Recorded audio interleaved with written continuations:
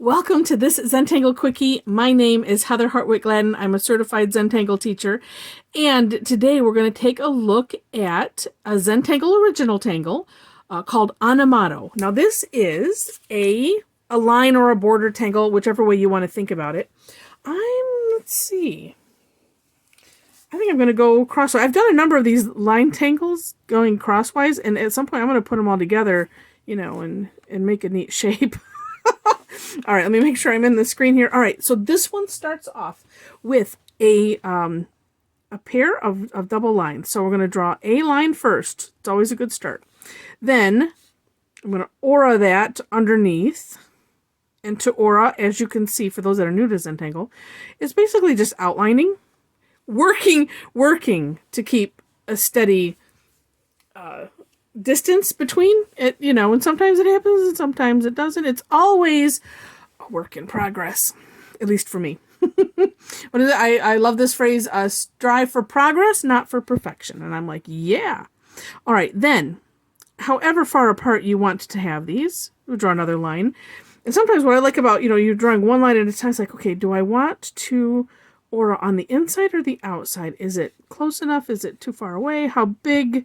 I think I'll go on the inside here. All right.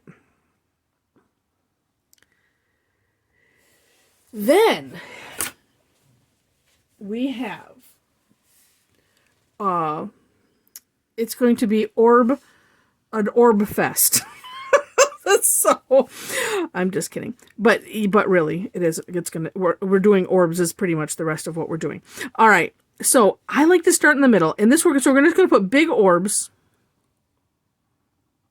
Like so. Now, wow, that one happened to be quite a bit round.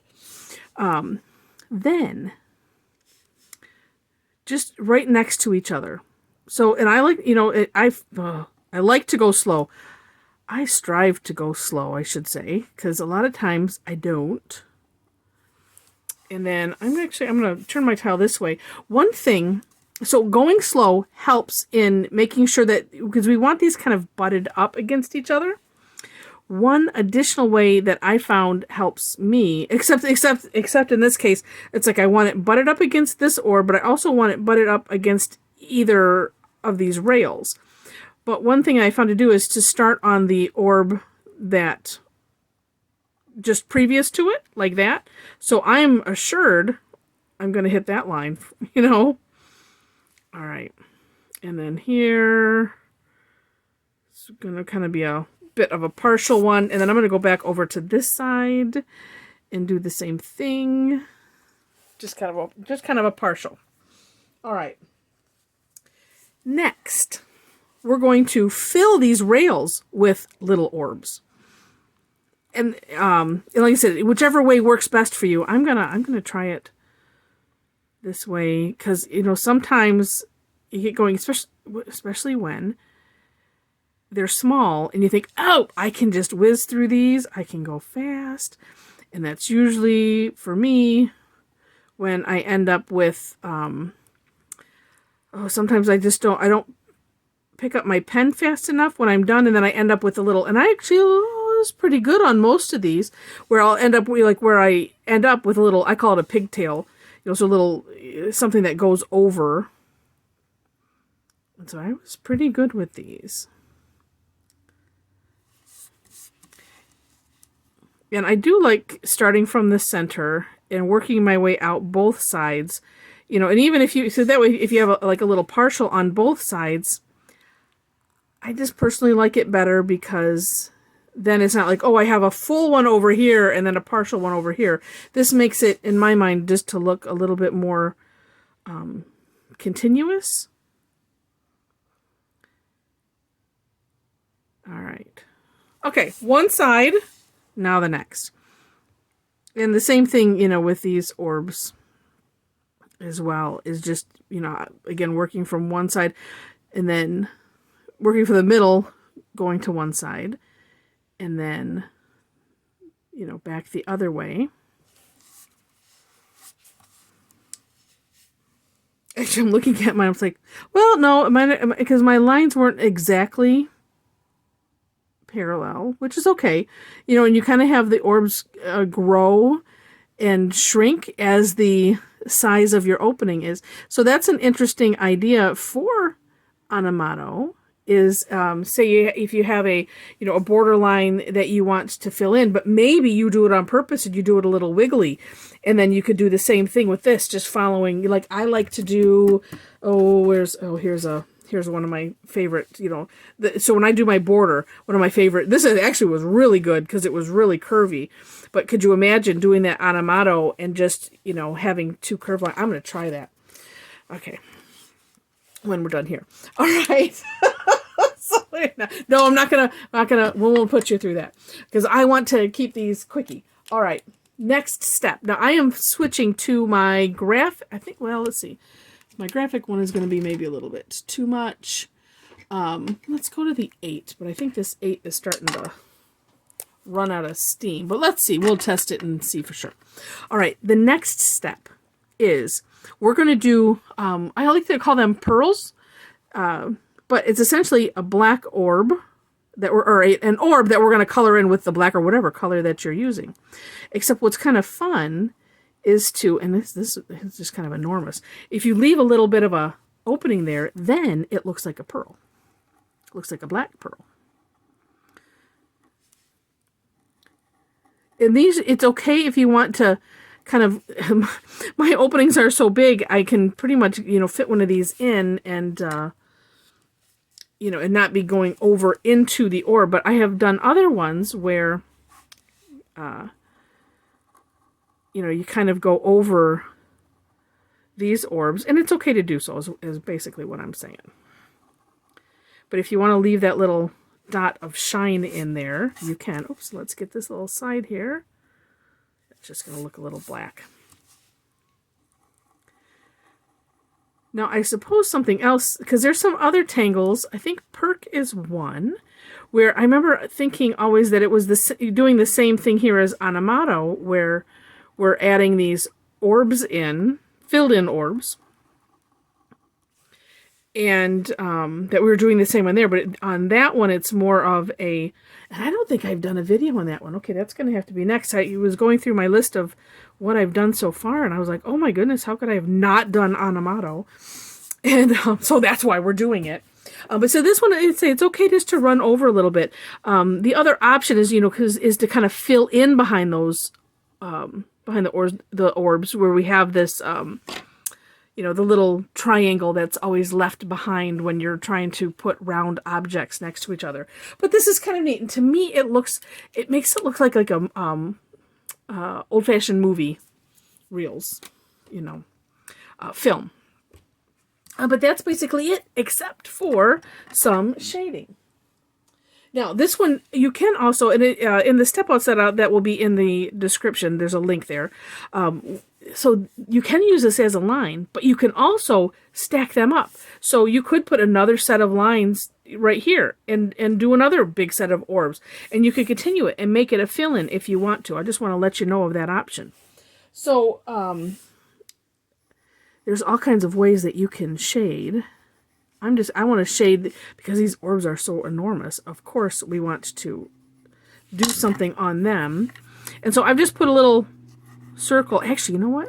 No, I'm going to leave that there, but I'm going to go, that way it's kind of darker on the one side. That looks neat. And then kind of going all the way around. Oh, yeah. But it's just kind of nice to have it where, using what's left on the tortillon from this, from, where you put the graphite. Oh, yeah. Because what I have always done in the past is just done like that. But there's a little extra something neat about continuing it all the way around. Now, I like to start light, a little bit light, which that's kind of nice. But, sometimes it's like, well, let's just go a little shade darker, kind of do it again.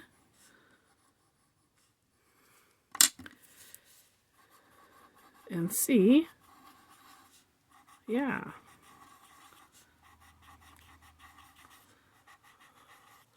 And leaving that middle part open, kind of like with these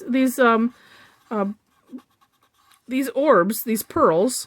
Same idea, where you leave some of that center open, let's see, which one is it? This one here is looking a little, I want to get that gradient nicer.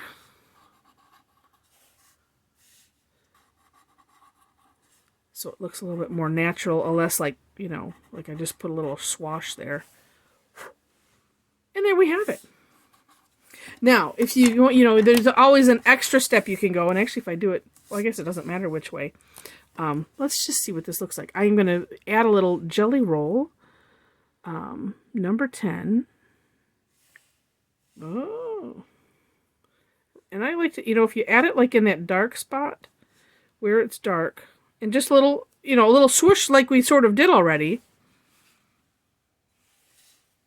Could do it over here too. It's one of those things that we kind of play with. I do have a video on Heather's way of doing gems. And for those that have been to some classes and things, I think I have to wait for this to dry. Dry quick, dry quick. Actually, and sometimes let's just... I think I was recently using this for something, and like on graphite, and so sometimes they like to gather the graphite and kind of get junked up in that tip. So it's always good to kind of clean it a little bit. But anyway, so I have Heather's way of doing gems, because Heather's way means because well, it's my personal joke, is the, oh, if it's too much like art, you know. So, you know, easy way that the non-artist, me, found to do some of these really super cool things that others are doing. Yeah, so we'll see. Wait, I'm shaking it so it'll dry. Because these jelly rolls, they, you know, as they dry, they kind of lighten up and things, and then you can see it. But that's just an idea, because you could do neat dewdrops, as they call them. And I might need to just have more graphite around the edge to make those happen. Anyway, without doing that, it looks super cool. Sometimes simple is better. And we'll just see here. Yep, and so you can kind of start seeing it as it's lightening up. Like, oh, okay. But those are there to have fun with. You could also...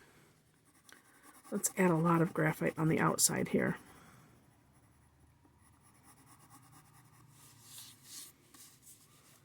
And